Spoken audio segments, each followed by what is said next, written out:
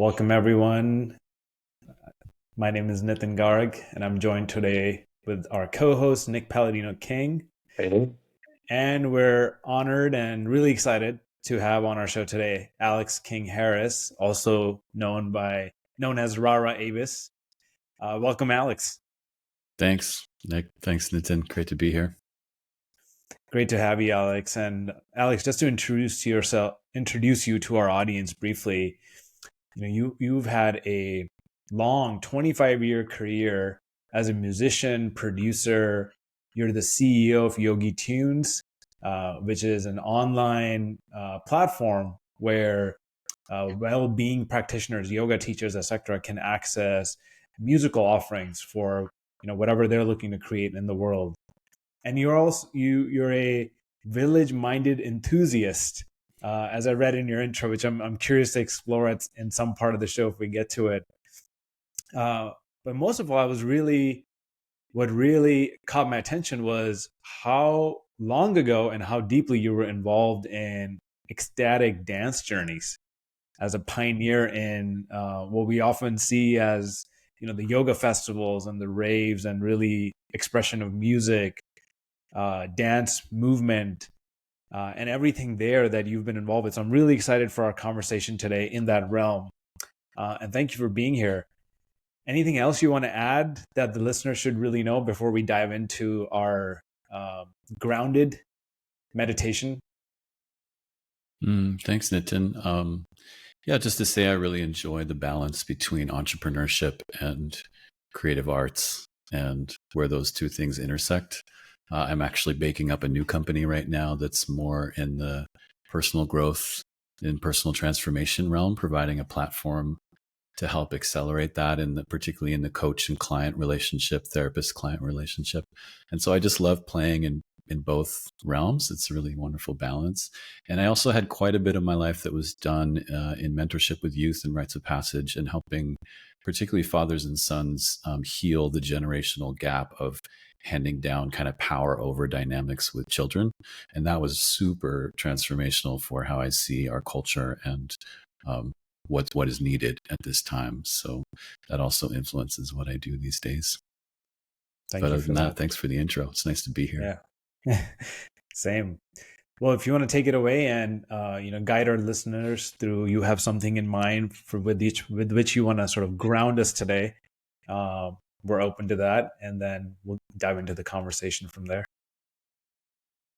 Great. Yeah. Thanks for that invitation. I mean, what a wonderful way to start, just dropping in. So I just invite you to, first of all, just get into a comfy posture, one that feels relaxed, but alert for your body. And if it feels nice, you just reflect your gaze inwardly and close your eyes and just feel your body, particularly your belly and your hips and the grounded feeling of your body on whatever surface it is you're sitting on, or if you're lying down or standing. And just notice the sensations inside. Notice the tone of feeling in your muscles and your tissues and your bones. And then notice your breath. Just notice the fact that you're breathing. And as you feel another inhale come into your body, just invite a little bit of spaciousness with that inhale, softening your jaw and your tongue, relaxing the muscles around your ears.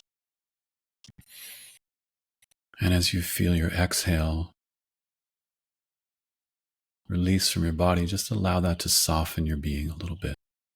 Soften the backs of your eyes and across your forehead. Soften your throat and your chest and shoulders. And then take a more focused inhale into your belly. And just sigh it out. Just let it go.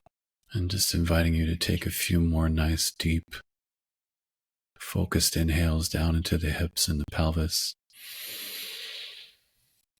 And just exhaling with a sigh, just surrendering any tension.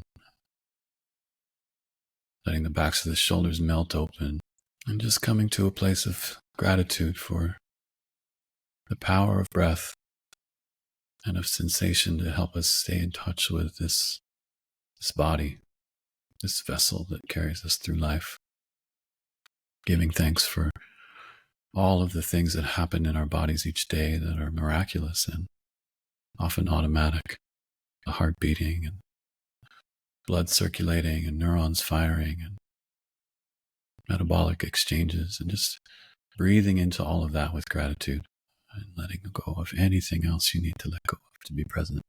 And when you're ready, just opening your eyes and tuning back into the space. Cool. Thanks, Alex. You You're know, it's welcome. interesting as you're doing that technique, when you're just kind of referring to the subtleness of all our different, body parts and going, wow, I didn't realize I was tense behind my eyes. I didn't realize I was tense, in my forehead or in my hips. And so it's really nice to slow down and be Yes. more subtle. Because on the external, I was like, oh, I feel pretty good. But as we dropped in, I'm like, oh man, I got some tension to release. So thank you. That was nice to go like a layer or two deeper into that. You're welcome. Yeah. Yeah. Well, Alex, that'd be great. You want to let us know a little bit, about your story, kind of, who you are and what's got you to where you are to be an entrepreneur, a yogi, a healer, or sounds like a coach. And then from there, so then we can kind of jump off. But why don't you tell us a little bit about, what's gotten you to this point in your life? Yeah, great. Thanks. What a wonderful opportunity, hey, to just express the story. So I'm appreciating just the chance to tell my story. On a meta level, I was born in England, where my parents were Londoners and had been deep in the music culture themselves. They were, hanging out with the Stones and Pink Floyd and Jimi Hendrix when all of that was happening at a more local level, hadn't blown up into the big movement that it would become yet. And both of my parents were creatively oriented. And so I had a lot of music around the house, which is something I think is a common story for, career musicians, is growing up kind of enmeshed in this culture of listening to a lot of great vinyl. And I remember just looking at the artwork on the albums that my dad and mom had collected. They were really good collectors of music. So very diverse musical tastes. And I just used to spend hours poring over that stuff. And I was totally enthralled by the connection between art and self-expression and lyrics and music and how all that came together. But it wasn't until I was 10 years old where I got the permission to start handling the records myself. And I really respected how careful they were with them, to let them last 30 years without scratches. But I put on Purple Haze by Jimi Hendrix, and my knees buckled, like something happened to my legs that made them go weak. And it was the first few chords when he's actually playing tritones, which, as an aside, used to be illegal in the church. You couldn't actually play those particular intervals without getting kicked out. So he was playing this like devil voodoo music, and he hits that first chord, and I was just like, this is the funkiest shit I've ever heard. What is going on here? And that started a long love affair with Hendrix, where I listened to him for every day for years and years and years. And I remember going around in my late teens, with a big woolly hat full of Hendrix tapes. And if I got in someone's car, I would just hit the eject button and throw in Hendrix. I wouldn't even ask permission, because it was the soundtrack for my evolution as a being at that time. And I needed it all the time, So who knew where that came from? I mean, as it turns out, I have a grandfather from Lebanon that I didn't know about, who actually ran a music school. And a lot of that side of the family are musical, and his whole deal was giving music to the people. And so that was a later revelation in my life. But I think, between that and my parents, I just had the right foundation to be super in it. But and then I showed interest in guitar when I was in my teens, and my parents gave me some really great teachers, got right behind me, got me some instruments, never pressured me. But it wasn't until my late teens when I went through the fall from grace. This is like this archetypal moment where life just blows you apart. And literally, I was in a high-speed car accident late at night where my intestines ruptured really badly from the impact. And I had organ damage, and I had back damage and face damage. It was super intense. And, I was rushed to hospital, had a really intense surgery where they opened me up very wide and took parts of me out and fixed other parts of me. And that started a healing process that I just could barely comprehend at that point in my life. I wallowed for a little bit, and then my mom actually put me into college to study jazz. because I was pretty lost at that point. And it was there that I got introduced to Eastern philosophy through meeting an older friend who became a mentor, and himself was in a really big car accident. He was there to heal himself by learning music. And he started showing me yoga and pranayama and meditation. And it was sort of like the beginning of this divinely guided path where the tragedy of the intensity of it opened up into a spiritual path that meant something to me, which is how do I heal from something like this in a way that means something to me, you know?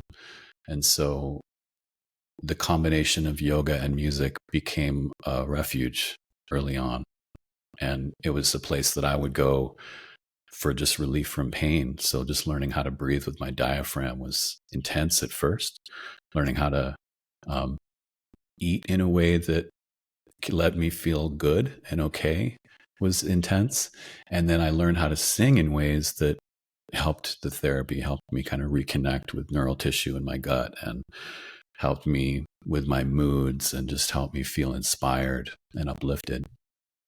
And at that time, I didn't really have an inkling of my musical path per se, because I was studying jazz and the career options were very limited in a jazz school. It was like you could go play cruise ships, or you could maybe get a job as a commercial artist in a recording studio. But that was about it.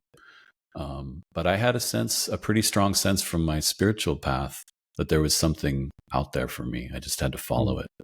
And that's when I first got turned on to electronic music at the end of my 3 years of college. And I just knew it right away. I was like, I'm good with computers. Electronic music is where it's at.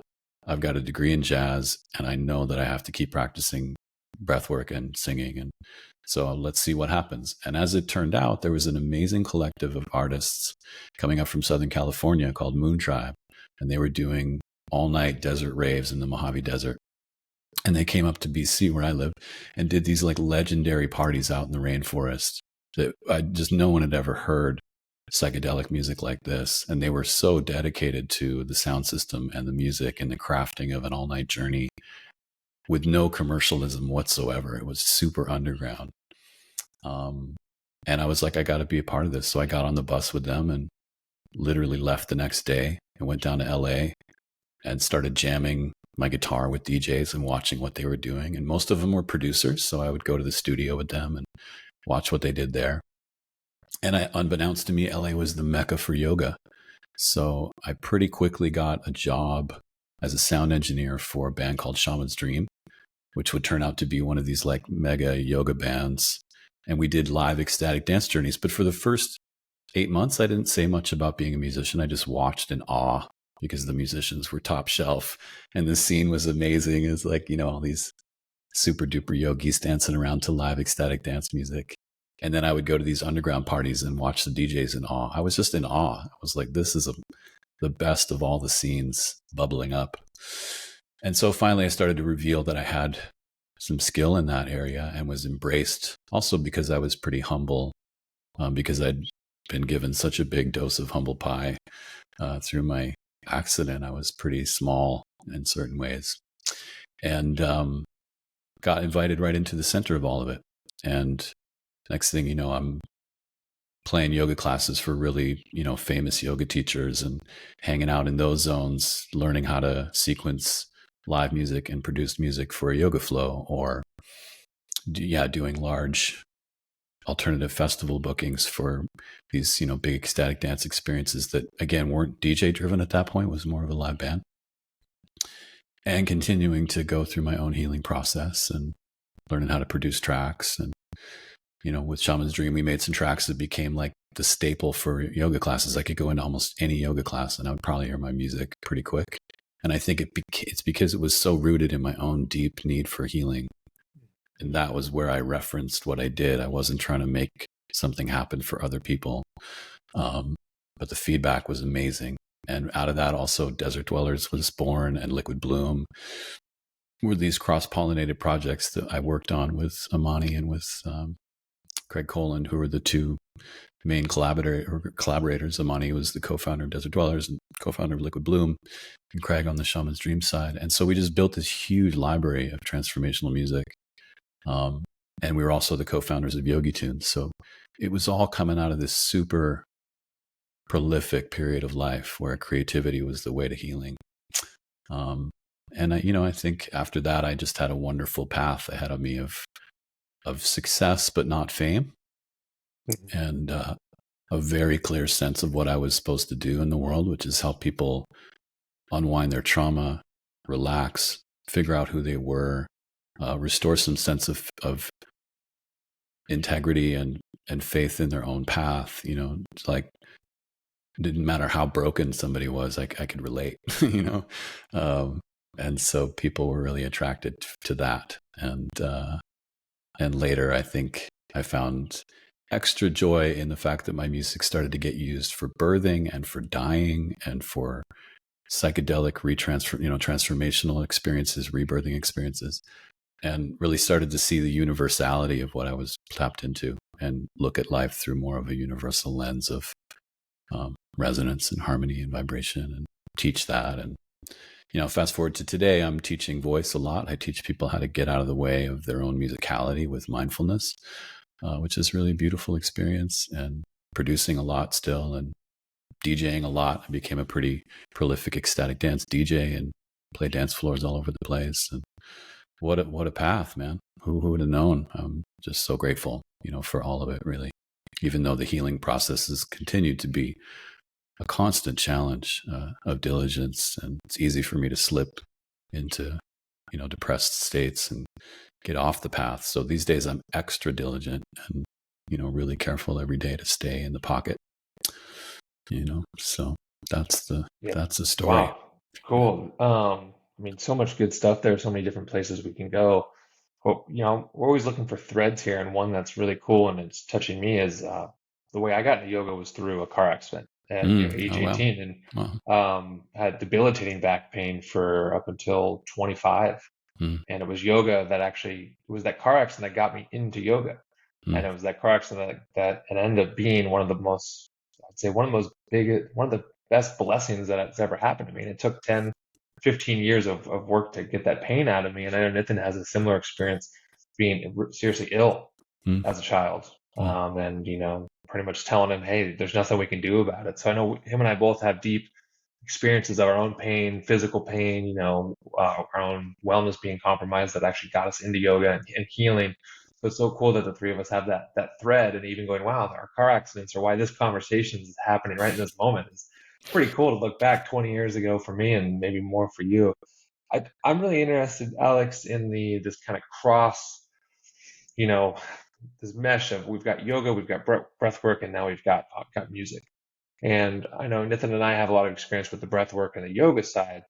Can you talk a little bit about how music is interrelated into this whole healing network, and maybe where you see the power of music? It sounds like you're adding it in, almost making the yoga and the breath work more potent. I'd be really interested to hear your take on that. Yeah, that's great. Thanks, Nick. It's a good question. And yeah, amazing that you can get to a place of gratitude for some of the deepest wounds, and Totally. see the value of them and why they come to you, why we go through these experiences. But, early on, it was clear to me from experimentation that certain types of musical soundscapes were conducive to deep states of meditation, trance, and natural deep breathing. I had one of my first trainings, actually, when I got out of music school, before I left for LA, was I found a yoga teacher who had a cancer clinic. He was an Ayurvedic yogi, and he was very into sound. He'd studied pretty deeply himself, and he had a massage table with these deep bass speakers built into them. And he would run bass waves using just simple sine wave generators. He'd run bass through the table, and then he had more speakers he would lay on you, and he'd take you on a DJ journey where he's playing pre-recorded music. And I got to feel that literally so deep in my body, because it's like concert level sound, but it's quiet. You've got headphones on. And then I started writing music for that process, and being with people who were facing terminal illness, where their nervous system is hopped up on cortisol, and the people around them are afraid, and anything can kind of set them off feeling afraid. And so there's a degree of subtlety there of like starting to look at, okay, if I do this, do they respond differently? At what point does their breath naturally start to deepen on its own without me telling them to breathe? And what keeps them in a trance-induced state where I can see, are they distracted? Are they looking around, thinking? Because you can kind of, if you watch people's bodies carefully enough, you can tell when they're induced in trance and when they're not. And so I started to just do a study in that. And I think it showed me how rhythm and certain musical concepts really took people down and in. And then I started studying why that might be. There's the sort of human level of it where as a fetus in development, our ears are actually developing in advance of our thinking brain. And so we're listening to the heartbeat and the sort of filtered voice of our mother and father, perhaps around us. And these become kind of the soundtrack for this kind of like fetal state where we can go back and in really deep. And then there's more universal things like harmony is built into proportionality in nature and artwork and structures that we build. And there's a universality to the proportions that you find in musical rules of why rhythms and chord changes and melodies all work the way they do. And those are things that are just fundamental to our reality. And so there's kind of a capacity for music to give you a sense of coming home when you really have a soundtrack that allows you to surrender. And so again, the study is what does that? Things tend to be like, if the lyrics don't require you to think or make a decision about whether you agree or not, and that's not there, or it's just stimulating thought, like lyrics can be, that's why I focused on older languages first, because like Sanskrit, they just take people into a fairly non-thinking state where they're just feeling. And there's definitely stuff that works and stuff that doesn't. Now, you could certainly say, well, I like this kind of music and I like that kind of music, and I really want to do yoga to like Rage Against the Machine sometimes, or, yes, and totally. Like there's always a time. I'll throw on some hip hop and do a flow sometimes. It's fun. Totally. Yeah, there's always a time and a place to express and emote through music, and that's very personal. But then there's more universal things that do universal things to people. And when I met Amani and Craig and met these two other amazing medicine keepers that were doing very similar things to me, we started to deepen our study together of what works, what creates trance, what deepens the ritual of the body. And that's where I think we perfected that by, again, watching groups and watching individuals, watching their body language and watching what happened when we introduced different elements and transitioned from one song to the next. And how did we do that? By staying true to our own trance state. So we're often meditating and breathing and deepening in a trance while delivering the music. Which is one of the best ways to know what to do next, is like, does this make me feel deeper? And then being really honest and getting real about what works and what doesn't. So, would you, Alex, and when you're describing that, when you say, deeper, is that the same thing as saying, we're more closer to flow? I know you mentioned less thinking. And so I just want to, bring things to the surface for the listeners and make it really obvious what we're talking about here. Are we talking about like getting into that state of flow, which we often hear about in culture, or are you referring to something else? No, that's great. Thanks for clarifying, Nitin. So yes, flow and coherence particularly. One great way I've learned to look at it is, the heart and the brain have their own rhythms that they work at. When we're in sort of thinking mode, particularly when we're stressed, fight or flight type thinking, our brain has very specific brainwave patterns that it expresses that are excited and kind of like in a non-trance induced state. And the brain and the heart won't be really coherent together in how their waves are functioning. And I would even go further to say that the gut neural tissue has its own waves of energy that it's producing as well. And the beautiful thing about music is you're entraining those neurological centers to harmonize and flow together. And once they're in flow, then you experience that state of a coherent nervous system that starts to regulate and slow down and be more open into creative states where you're attuning to organized patterns of energy and life that remind you that you were created by those deeply organized structures and you're a part of them and you're not separate from them. That's a very healing state to be in. And actually, that's the return. We're always looking to get back to that. Yeah. I've often wondered because, in meditation, they talk often about how your brain waves are slowing down. You're going from the beta to the alpha, theta, delta, and you're talking about coherence between different energy centers in the body. Where like Mm-hmm. one level of frequency is matching another, and thereby things can flow more freely. And I've often wondered, like, Mm-hmm. what is it about the lower states of frequency that is more conducive to that? Like, what goes wrong at the Mm-hmm. higher frequencies, or is it wrong, or is there a different way to look at it? I'm just curious from your musical perspective, like, how should we think about that? Yeah, that's great. So what happens is not even that it's a higher frequency, it's that when it's not coherent, you have a lack of harmony, let's say. So you have a dissonance in your expression as a vibrational being. And that's because the parts are not working as a unified whole. They're not working in a relational aspect with each other. Now, partly that's because our culture has become so intellectually driven and stressed at the same time. So only a certain part of our nervous system is often turned on when cortisol and adrenaline is running. And that part of our nervous system has a few options. I can fight, I can flight, I can paralyze. Now, when we're in a creative flow, it's actually quite different because we're at that point, you could imagine the chord of us is attuned. It's in tune. And what's really interesting is when your coherent waves start to slow down, your brain actually starts to produce harmonic overtones of the slower waves. So it's actually also producing harmonics in the waves, where when waves start crashing on top of each other, they produce higher frequency waves through the attunement process. And that's something you can do with your voice. It's something that's been studied in spectrographic readings of what's happening between the heart and the brain, how it is that experienced meditators can have very slow brain waves while also exciting up into the gamma range at the same time, which is where you get access to higher states of consciousness.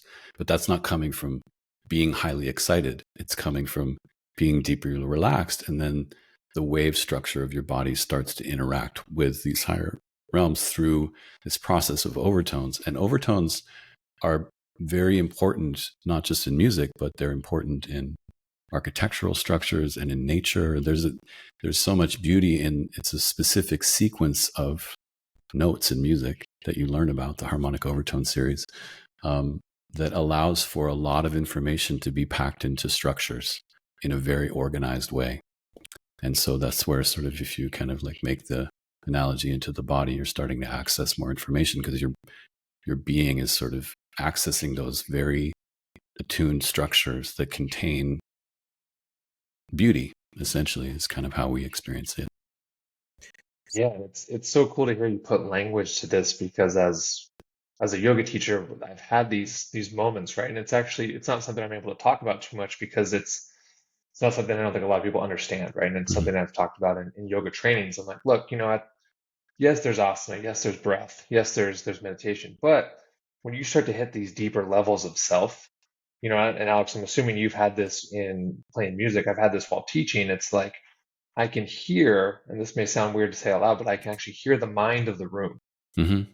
right? And it's like, okay, now if the mind of the room is, let's say it's stress, that's the general mind that's happening, right? And it's like the slower I get, the more present I get, the more attuned I get. It's like I'm not thinking this, but it's like this sense of coming through me. And it's like, okay, the class needs a little more of a forward fold and a slower pace and a longer breath. And then you can actually start to feel that and almost hear it in the room. And Mm-hmm. then I've always thought it's like, oh, I'm kind of playing a musical instrument, and the class is actually the instrument, right? Like Mm-hmm. playing some chords, like, okay, let's put in a little more Apanavayu with Nitin knows, or a little more Vyanavayu, some of the different energetics. And it's like, as you're doing this, you can see and feel and sense the room literally changing in front of your eyes. And then you'll have students, I've had this before where I'm talking about heat the whole day, or talking about fire. And the students walk out and they go, "Hey, did you put the heat on in the room while we were in there? No, weren't you listening to what the theme was about?" And then they'll look at me like, "That's not possible. Like, you didn't just do that." It's like, no, but that's how attuned we can get. So I just love that you're giving me some understanding now of actually that process of being in that attuned or flow state, and then how we start to connect to the people and places and things around us. And I'm even being reminded of an experience I had with a tantric teacher who I felt like they had played my body like an instrument. Mm-hmm. And what it took actually was deep relaxation, which that to me was kind of counterintuitive. And I think you kind of just touched on that. It was like when I was able to fully relax and surrender, then the teacher was able to really play my energy just like a guitar almost, and have me have experiences that I've never had access to before. And it's so cool to then think of this as like we're all an instrument, Mm-hmm. and it's that tuning and that cueing in and understanding and feeling that really allows us to hit that flow. And then, I mean, it's like jamming, right? Like, I've had that with students. I'm sure you guys have too, and had that teaching where it's like, oh, I'm in the flow. I'm jamming out, just, playing. So it's cool to put those connections together.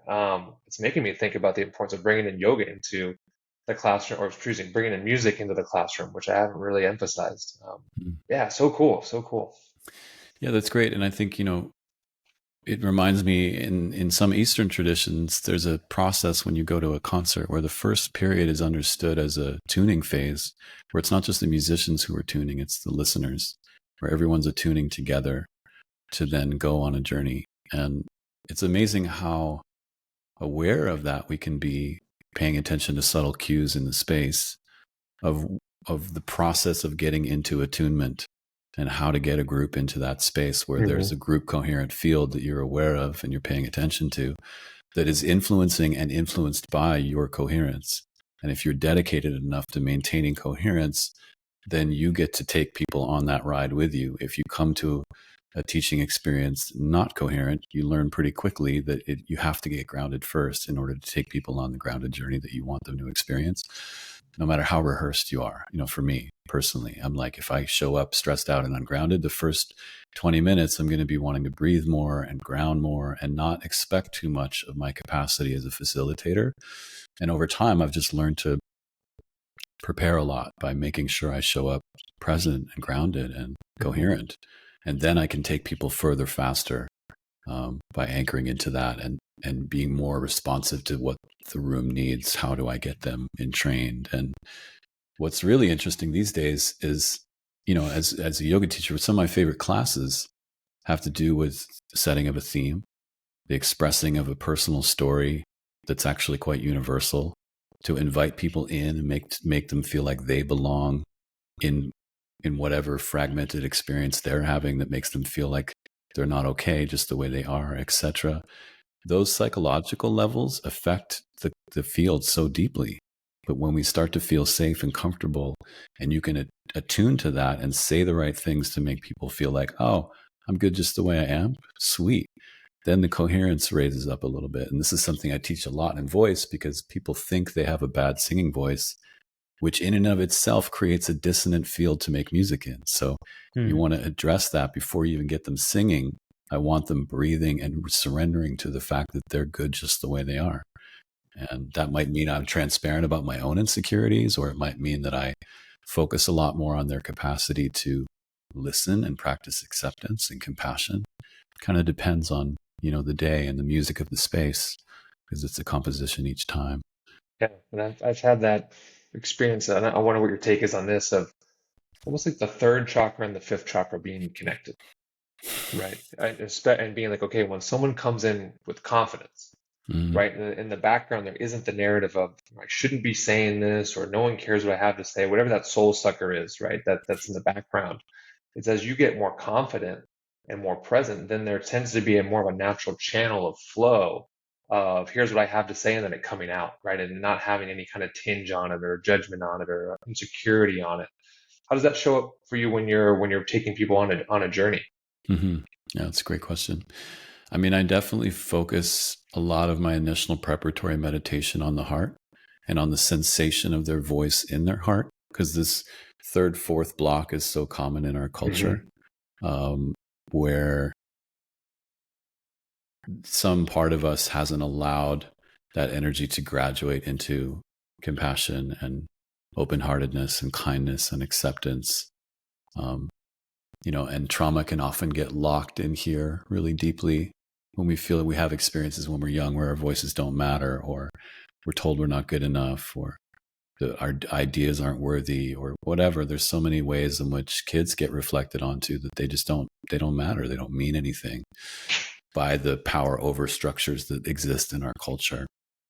And all that does is either create rebels that push so hard constantly, or people that really shrink. And I'm sure it does other things, but those are two themes I can think of as a reaction to that kind of cultural inheritance that we have. And so my goal is to create softness and space and receptivity. And those things start to allow for a more natural biology of flow of the energy rising up from our root chakras, where our survival instincts and our digestion and our willpower to do things live, and starting to elevate up through the heart, which to me is this wonderful filter through which we can learn to communicate more effectively, and not just be communicating from our survival instincts, but have an intermediary in there that's like learning to be empathetic and compassionate and clear. And I had to heal my own. I had some major trauma in my throat that I had to heal through this process of doing what I'm teaching, and super duper heartbreak, like really deep personal and cultural heartbreak of the loss of, it's interesting. I did a documentary with a wonderful Cherokee elder, Stan Rushmore, and he was one of the last of his line to be raised by a Cherokee, his grandfather. And he was speaking to Western folk, people who've inherited a Western spirituality. And he said, in our spirituality, we were born into the garden, but in your story, you were kicked out of it in sin.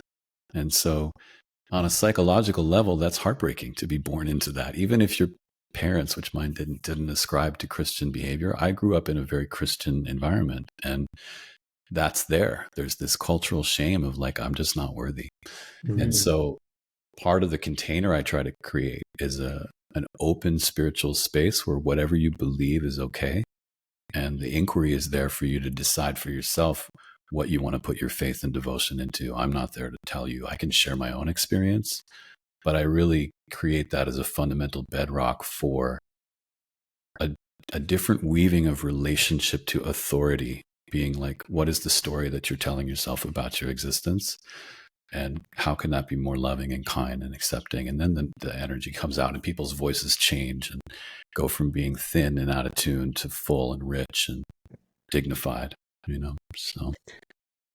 There's a couple times where, I've even had a conversation with some friends where they'll just say, well, since I was born a sinner, I might as well just sin. And I wondered about like, what that meant, and like how that was probably showing up in various ways in their lives and their attitude towards lives and how they took care of themselves, people around them, and just this overall point of view on life. And something you said just sparked that for me.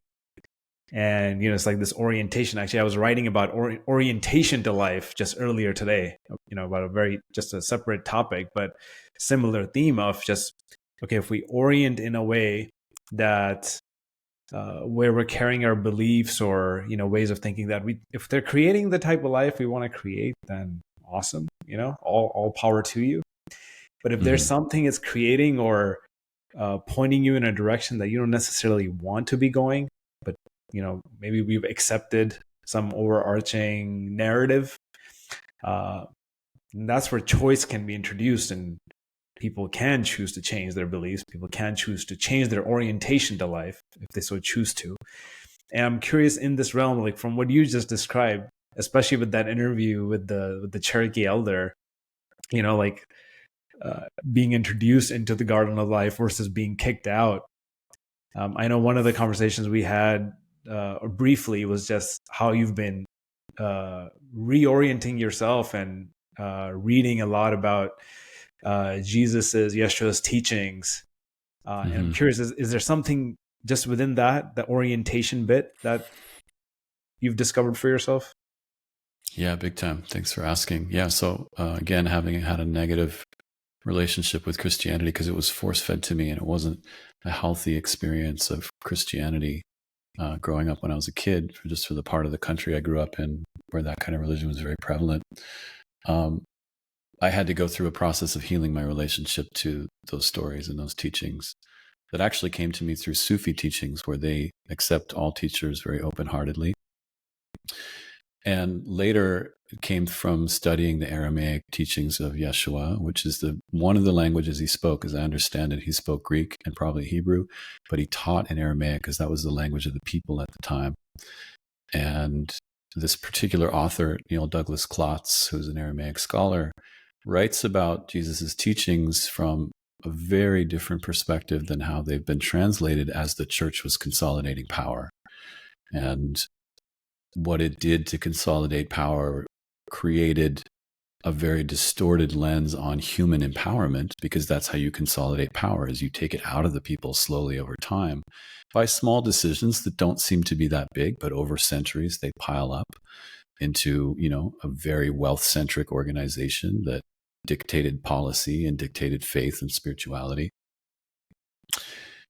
By re-inhabiting these teachings, you actually come back to this real beautiful understanding of the word God means actually more like reality.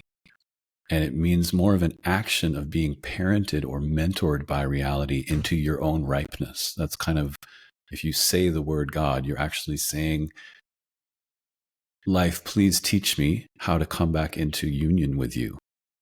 That's beautiful. Like, who doesn't want to know how to do that? And what most beautiful faiths focus on that as a process. I mean, that's essentially what we're doing with yoga, is learning how to find union through breath and sound and movement. And a lot of the prayers were exactly that. They're more meditations on breath and sound and movement than they were dogmatic academic teachings where I'm telling you how it is, And I think when we reclaim that and see that at this time in our journey, fear of persecution weighed against personal empowerment, because the science has finally arrived at the same thing spirituality was talking about. And all we need is the knowledge to realize that we're in control of our own habits and thoughts and feelings. And any one of us can step up to that plate and be like, I'm going to take this on. I'm going to take on this inheritance of diminishing myself and giving my power away and being afraid and, not living my truth, my path. Because also we're at a point in human history where it's compelling and urgent that we do that.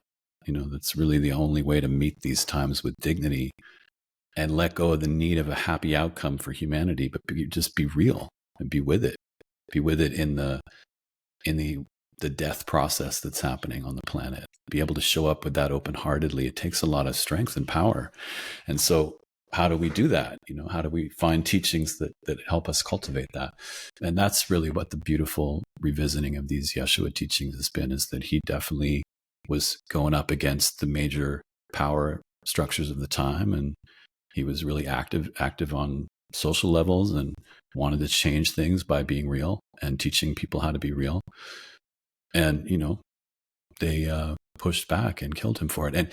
And he seems to be fearless in that, or at least he'd addressed his fears at such a deep level that it wasn't shaping his choices and his habits. And I think that's a really compelling thing to look at right now, when there's so much we could be afraid of, whether it's the end of the climate as we know it, or artificial intelligence rising up, or, endless war, or poverty, or mental health going through the ringer. Like, man, there's just so many things, right? How do we find strength in all of that? So it's nice to look into the roots of some of these traditions that have withstood the test of time, whether they were manipulated or not. I think there's still a lot there to gain from. And as the recovering Catholic in the room, this is hitting deep.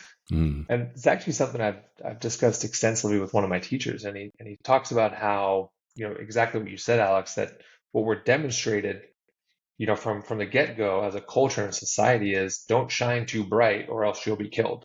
And my teacher actually talks about how that's ingrained into our DNA. It's a 2,000-year-old process now that's in our DNA structure of, don't shine too bright, don't stand out too much, don't show everyone who you really are.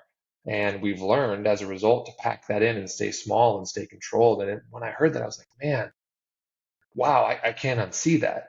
And as you're talking, Alex, now about releasing fear and, understanding that, hey, like, do I have something to say that's worth hearing, has value, and that may take overcoming the fear of being judged, the fear of being prosecuted, the fear of being, not liked.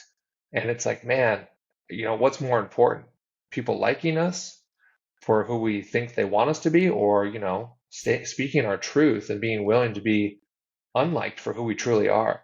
Mm. And you're right, as the world's changing, and I was noticing, I was on a podcast yesterday, and I held back on saying some things Mm-hmm. because in my mind I'm like, what's someone gonna think about my true opinions on, male female gender dynamics? And I didn't say some things because of that exact reason. Mm-hmm. So I'm wondering, Alex, based off your experience and your techniques, what's something that we can do and our listeners can do to start to speak up and start to speak, it's cliche, but to start to speak our truth?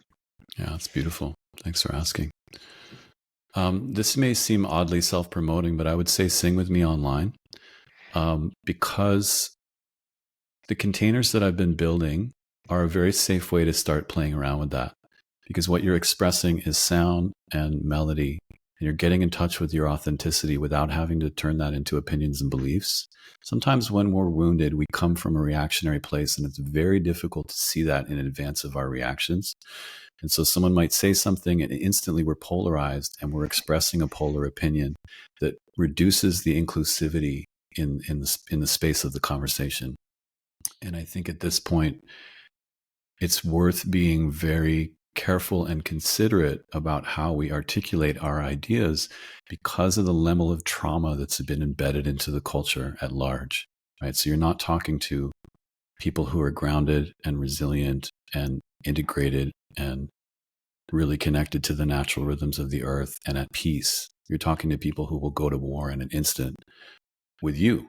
And so that's a very vulnerable place to step out into, to excite more violence by just saying something that polarizes against someone. So there's ways to learn how to communicate, but that has to be, in my experience, done slowly as you heal yourself and do your own process about your disempowerment and what that looked like for you. And can you find forgiveness for all of that? And can you forgive the adversaries that you've come across in your life? And can you forgive the larger cultural adversaries that we have in this world? And hold all of that in your heart when you're communicating what you feel, so that it's considerate of all of that damage and destruction and violence and chaos and craziness. Not so that it adds to more of it inadvertently. Not because we want to make the world a worse place. We're trying to make it better, and we're trying to learn about ourselves. But it's a difficult climate right now to be speaking out because there's so much pain in the field, And so that's where I think focusing on compassionate sounds and harmonizing with other people. I mean, that's the beauty of what, we don't just do it on Zoom, but when I do it in groups. And of course, there are other ways to do this. Like when we go back to the coherent field strategy, finding ways into coherence with groups without the expression of opinions, because we just decide to sit down and breathe together and listen and be mindful, is a wonderful way to craft holistic, integrated ways of communicating in the world, because you're doing that on a fundamental level before that turns into sort of organized thought and how am I going to express myself. Yeah. I think the other thing is surrounding yourself with people who you feel safe with that can reflect when you're coming from a reactionary place or coming from your ego or expressing opinionated, polarized ways of thinking that could be done differently. That's a wonderful, if only we got taught that in school, if only emotional literacy and reflective listening and realizing that when I engage in conversation with someone, part of the goal is to figure out their thinking and feeling process, not just express mine. And if I could speak from a desire to want to meet them in that middle place, that's kind of what we're doing in the musical space. I want people to sing while they're hearing everybody else sing, not just themselves. And that's a really deep thing to learn how to do that gets you free of your neurotic behaviors. And so it's kind a of like very a concert. simple but very powerful experience. Totally. Can you sing and listen at the same time? Yeah, I think one of the core reasons why I enjoy going to concerts so much, because one, of course, it's the artist or the music that you really enjoy, but it's also the experience of feeling alive and free, that you can sing your favorite music, without necessarily being in a place of judgment, because everyone there is also in love with the same music. Yeah. One of the practices Yeah. actually that I wanted to offer as we were talking that came up for me was, this is something I've been doing with some of my clients, is, sometimes people struggle with self-reflection, or they struggle with traditional journaling, writing, is to actually record voice memos for yourself. You don't have to send it to anyone. You don't have to share anything, but to hear yourself speak out aloud what's happening in the mind, and something maybe you want to just say and speak, and maybe it's something you want to sing because there's a song that's coming up or a melody. And to do that however often people want, I sometimes recommend for a client, to do it 5 minutes a day, of something. Record something to yourself 5 minutes a day as a way of generating expression. I know I've personally found, even just Nick and I running this podcast, as a healing process of getting more comfortable with expression and putting ourselves out there, being vulnerable. But of course, that's a different degree of, putting yourself out there and being comfortable with sharing your ideas. In a voice memo, you can be very private, very to yourself, but still explore that sphere of, one, getting to express yourself, and two, just exploring your ideas. So I just wanted to throw that out there as well. That's beautiful. And do you find that that helps you with self-compassion, self-acceptance, self-reflection when you're in the listening process of yourself? Yeah, especially I think when you go back and listen to some of them, I might make like a small title note on something I recorded. And then as I'm looking at a list of those over a period, I might go listen back to one of them. And when I do that, sometimes this led to like a profound realization. I was like, oh, wow, like I was really in that mood or in that state of mind at that time in my life. And being able to zoom out and look back at it, it's like, okay, I don't have to take every single day or every single moment as seriously. But at the same time, it gives you a point of reference. Mm-hmm. If we could learn to do what Nitin just said right there, it'd be a lot easier process here, everybody. Just don't take yourself so seriously. If you zoom out, it's not that big of a deal. And I would say that that's having more wisdom. But Hallelujah. It's a mantra for life, for sure. And so interesting how the difference between what you're narrating is happening versus what's actually happening, and how when you do those kind of self-reflective practices, you get to see things for how they are versus how you're telling yourselves that they are. And it's nice to collapse that dissonance back into attunement. So I know we're coming up on time. Give yourself some grace. Yeah. I know we're coming up on time here. And Alex, is there any last words you want to share with our audience? Any way they can get exposed to the work you're doing, or anything you have going on that you would like our listeners to know about? Yeah, thanks. Thanks again for the platform. Just really appreciate the conversation and the depth and the intention behind it and the work you guys are doing. You can come to my website, alexkingharris.com. And there I offer regular online free vocal journeys on Zoom, where we all get together and sing. And there's usually other collaborative online experiences that I'm sharing. I also have online courses for singing that take this practice into a deeper self-guided weekly format. And then, I have a newsletter to sign up to, where when I do travel and I bring this in person to different parts of the world, it's really fun to get together. And usually I pair my ecstatic dance sets with a deeper breath and vocal workshop the next day, so we can kind of have a nice community dance throwdown, and then take it deeper when I'm in the same place and space. And there you can also learn more about Yogi Tunes and about the personal growth platform that I'm developing. I have links for that on my website as well. And I think to me, one of the more popular songs I ever wrote was a track called Yesterday. And it had this interview that was done with a woman from the southern parts of the United States who had a wonderful southern accent. And she was just like, if you just be kind, everything else takes care of itself. And that mantra of kindness is so deep to me, of how do we cultivate kindness to ourselves, to others, to life. There's always a reason for more kindness, it's such an unending quest to be kinder. And that means doing a lot of healing work. It means finding forgiveness at such a deep level for the transgressions and all the things that we want to judge and blame as right or wrong and all of that. And so that's it. Just wishing everybody a little more kindness in their days and some honey in the heart. And God knows we can use that, Beautiful. especially when you mentioned all the troubling times that we're going through in this world. I think that might be the perfect prescription for the times. Indeed. Yeah. Well, Alex, thank you so much for being on the show. I know we'd love to have you on again and go deeper into some of these topics. Check out his stuff if you're listening. And then also if you're listening, be sure to like and share the episode. If there's something in here that you felt really helped you, share it with someone else who's on a healing journey and who you think is going to really benefit from these conversations. And if you're watching us on YouTube, go ahead and subscribe. That'll help this grow. That'll help us impact more people, which is our ultimate goal. We don't have any ads. We don't have any monetary skin in the game. This is all about growing consciousness and spreading that word. So if you're listening, subscribe, like, share, and be well. Take care, everybody.